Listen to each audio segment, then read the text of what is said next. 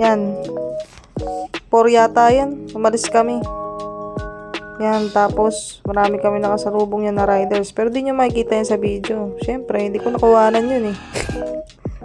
Tapos, ayun na. Matagal pa yan. Ayun na.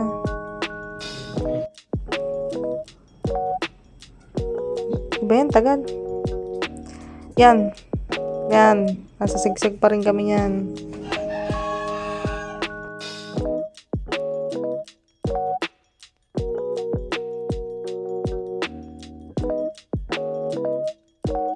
Yan, tapos nakarating na kami dyan sa may Paris Retiro, sa may Flying B, sa may Antipolo. Yan.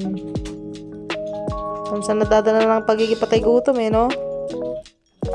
Yan, pasok na. Tapos nakita namin yung menu. Ang mamahal pala ng pagkain dito eh, oh. Gulat ako, 200 plus. Tapos na kami umupo. Walang tao, kami lang. Yan, habang di pa sinaserve yung food, sabaw muna kami. Grabe yung sabaw, putik, napakaalat. Napakaalat. Yan, tamang tikim muna siya. Nung una, masarap pa kasi medyo mainit kasi yan, malamig sa labas. Yan, sarap pa kami, oh. Subo pa ng subo, oh. Mamaya, nararamdaman na namin, namamanid na yung dila namin, napakaalat ang putik. Saya na, sinerve na yung food. Sarap nyan. Medyo matamis lang pag ganyan siya na concentrated. Tapos ito pa, yung sisig nyan, sobrang sarap.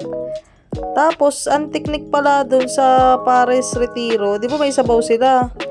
Yung Paris nila, di ba concentrated, ang tamis pag kinain mo lang siya by itself. So, ginawa namin, inalo namin dun sa sabaw para baga ma-neutralize yung tamis. Tapos, di ba maalat yung sabaw?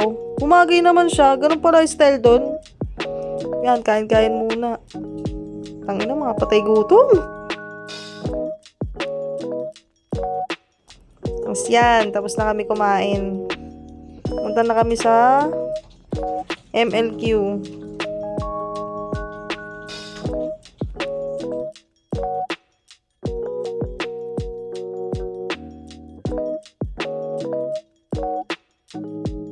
Sabi napakahirap pumanap ng parking dito pag linggo. Tingnan nyo, punong-puno.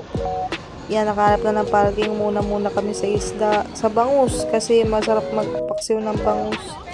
Bumili ako ng boneless tsaka nung bangus na buo. Kasi yung buo, ipapaksiw. Yung boneless, ibababad. Para pag gusto mag-ulam ng prito, paprito na lang. Grabe yung mga isda. Nagsisiksika na, oh. Hindi na makaingay. Yan. Tapos, yan. Pinalimang hati ko yan. Yan.